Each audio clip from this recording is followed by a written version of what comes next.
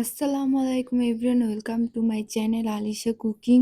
আজকে আমি আপনাদের সাথে শেয়ার করতে চলেছি এই নরম তুলতুলে তালের কেক। এই নরম তুলতুলে কেকটা আমি তৈরি করেছি তাল দিয়ে। তাল দিয়ে বিভিন্ন পিঠা আমরা খেয়ে থাকি, কিন্তু কেক হয়তো কখনো খাইনি। তো ভাবলাম আজকে একটা কেক বানানো যাক। কেক বানানোর পরে কেকটা এত সফট হয়েছে আর খেতেও ছিল অসাধারণ মজার আর স্বাদ। তো সেটাই আমি আপনাদের সাথে আজকে শেয়ার করব। তো দেখতে থাকুন কি করে আমি তালের কেক তৈরি করি। তারপর তো আমি কেক তৈরি করার জন্য সব ধরনের উপাদান মেজারমেন্ট কাপে মেপে নিয়েছি। প্রথমে নিয়েছি তাল ১ বাটি পরিমাণ, তারপর নিয়েছি ময়দা, তারপর নিয়েছি আমি আমার স্বাদ মতো চিনি বা মেজারমেন্ট কাপের অনুযায়ী। তারপর তো আমি নিয়েছি এখানে বেকিং সোডা, বেকিং পাউডার আর কর্নফ্লাওয়ার। তার পাশাপাশি নিয়েছি তেল, যেটা আসলে কেকে দিতেই হবে। আর তারপর তো নিয়েছি গুঁড়া দুধ। তো এগুলোই ছিল আমার কেকের সবগুলো উপাদান। এগুলো দিয়ে আমি কেকটা বানাবো। তো ১ম এই আমি একটা সাদা বাটিতে ২ টা ডিমের সাদা অংশ নিয়ে নিয়েছি। এখন আমি মিক্সার মেশিন দিয়ে এইটাকে ফোম করে নিয়ে নিবো, যেটা আসলে কেকের মেইন পার্ট। তো এখন আমি মিক্সার মেশিন দিয়ে এখন ডিমের সাদা অংশগুলোকে ফোম করে নিবো। ফোম করার মাঝামাঝি সময় আমি এতে আবার চিনিও দিবো।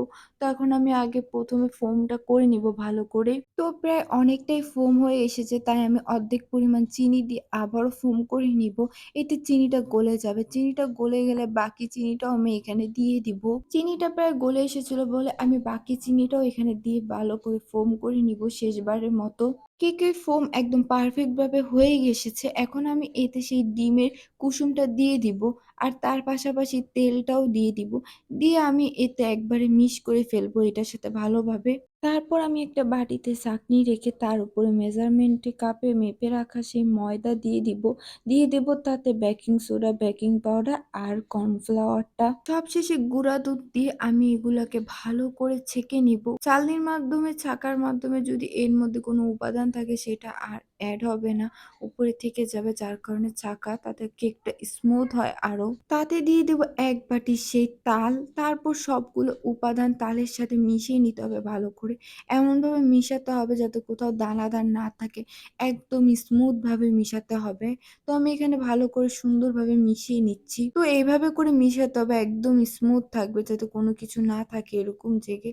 তারপর সেই উপাদানটা আমি এই ফোমের মধ্যে দিয়ে দেব। দিয়ে ভালো করে মিশিয়ে নিব। আস্তে, আস্তে মিশিয়ে নিতে হবে। কালার চেঞ্জ হলেই বুঝতে হবে যে এটা হয়ে এসেছে। মানে মিশানো কমপ্লিট। এইভাবে করলে কি হয়, তাহলে কেকটা আরো বেশি নরম, সফট আর ফুলে। সবগুলো উপাদান একদম ভালোভাবে মিশানো কমপ্লিট। এখন আমি কেকের ট্রেতে কেক আগে থেকে তেল লাগিয়ে রেখেছিলাম, সেখানে আমি এটা ভালো করে ঢেলে দিব। তারপরে এইভাবে করে ঘোরাতে হবে কোনো চামচ দিয়ে, যাতে কোনো দানাদার না থাকে। দেন তারপরে একটু ঝাঁকাতে হবে যাতে উপরে থাকা বাবলস গুলো ভেঙে যায় বা ফেটে যায়। তাহলে কেকটা নয়তো উপর থেকে এরকম গর্ত, গর্ত থাকবে, দেখতে ভালো লাগবে না। তো এভাবে করে নিতে হবে। তো সবশেষে আমি এখানে ৫ মিনিটের জন্য ওভেন গরম করে দিলাম ১৮০ ডিগ্রি সেলসিয়াসে। গরম হয়ে গেলে আমি ৪০ মিনিটের জন্য এখানে কেকটা দিয়ে দিব। তারপর আপনাদের ফাইনাল লুক দেখাবো। ৪০ মিনিট সময় দিয়েছিলাম, কিন্তু ৩০ মিনিট হওয়ার আগে কেকটা একদম পারফেক্ট ভাবে হয়ে এসেছে। আর যখন হয়েছিল তখন একদম উঁচু ছিল আর ফুলাও ছিল। তো ওভেন থেকে বের করার কারণে ফুলাটা কমে গিয়েছে। তো এখন আমি কেকটা উঠিয়ে নেব এটার উপর থেকে। এইটা ছিল কেকের পিছন পার্ট, দেখলেই বোঝা যাচ্ছে একটু কালারফুল হয়েছে যেহেতু তালের কেক ছিল। তো হয়েই গেল আমার তালের কেক। তো আপনারাও একটু বাসায় ট্রাই করে খেয়ে দেখবেন তালের কেক।